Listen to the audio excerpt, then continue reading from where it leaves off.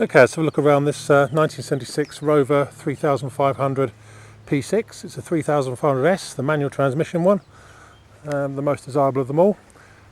Finished in, I think they call it petrol blue, I can't remember, but it's certainly blue with red leather, black vinyl roof. It's got the proper S wheel trims on it.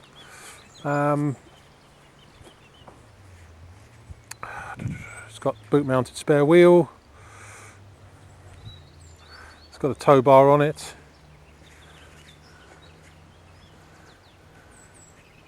That's about it spec wise. Let's walk around in a bit more detail. I think it's been repainted at some point in the past, but a fair few years ago by the look of it. The paint is starting to micro blister a bit. It could be the original paint, in fairness. Hard to say. Actually, yes, it's more likely it's the original. Could be either, you decide. From the front end, the bonnet has lost its Rover badge, but easily obtainable, the badge that goes around there. I think the bonnet's been repainted, in fairness. The front bumper chrome's quite nice, and the bumper itself is quite nice. It's could do with a good clean, really, more than anything else. It's been in my storage unit for a couple of weeks. We've been on holiday. It's got a bit dusty, but the front, yes, front bumper's fine. There's a big sort of chip right out of the front edge of the front of the bonnet lip just there, but all looks nice around the front end. Apart from that, looking down the near side, all looks very straight and true from here, without the usual P6 sort of rusty wing seams and stuff like that on the back of the seams. On the front of the near side front wing, there's 1, 2, 3, 4, 5, 6 scratches of various lengths just along there. A couple of chips out of the wheel arch. Possibly, in fact, the near side front wing is sitting slightly proud at the back here. The join between the wing and the door isn't quite right. That may need to, you may want to sort of drop that slightly. They're all bolt on, the outer panels on these. What we got there? Seal looks okay. A couple of sort of discoloration, stroke bubbling areas just under the door. Bottom of the near side front door's got a bit of paint missing just there, and some micro blistering on it. Really, there's micro blistering down the sides, certainly down the doors. Interior wise, it's not bad. It could do with a vacuum, which it'll have before it goes out, and certainly would benefit from a valet. Red leather with headrests on the front seats. The leather is sort of, probably could do with a good feed, really, more than anything else. Door panels are fine, except we've got speaker holes in the front doors there, and the carpets are pretty good.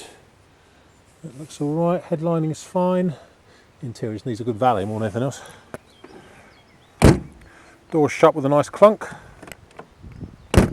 Yep, that's all good. Near side rear door. Some of the Furflex trim is a little manky around the back there, especially also on the driver's door. But this one's got rear seat belts fitted to it as well. Rear seats, once again, a bit scuffed, but really no more than that in the back there. A little bit of piping just gone on the edge. But the near side rear door is quite nice with a couple of marks on it, one down there, a couple of marks on it here and there. Near side rear wing is a nice wing, actually. That's all good. Polish mark on the back there. Come off. But yeah, near side rear wing, not really much to say about that. Boot lid looks as if it's a slightly different shade, possibly a shade darker, possibly not. It's difficult to turn the light. Looking at the two there, I think the boot lid is slightly darker, but there really isn't much in it. Rear bumper's got some surface rust and pitting on it. Probably a lot of that with some chrome cleaner will come off. Yes, in fact, it's just coming off my finger. So get your chrome cleaner out and that will come off. And the rear bumper itself is quite nice, actually. There's no imperfections or misshapen bits to it at all. Looking down the offside, pretty straight once again. I can't see anything too nasty down there. Offside rear wing, once again, quite pleasant. It's not bubbling up on the edge here as a lot of them start to. Good round the wheel arch. So just a couple of imperfections and a bit of micro blistering on it here and there.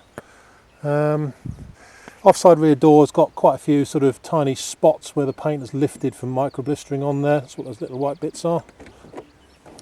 Inside, back rear as before, really. Needs a valet, but the bit of Furflex trim around on the D post is missing on the offside rear door.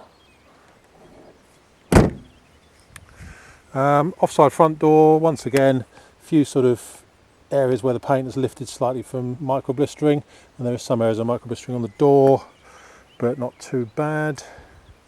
Offside front wing, a couple of scratches just on the panel bends there and up there, but that's about your lot. Quite nice really, and certainly no rust coming through.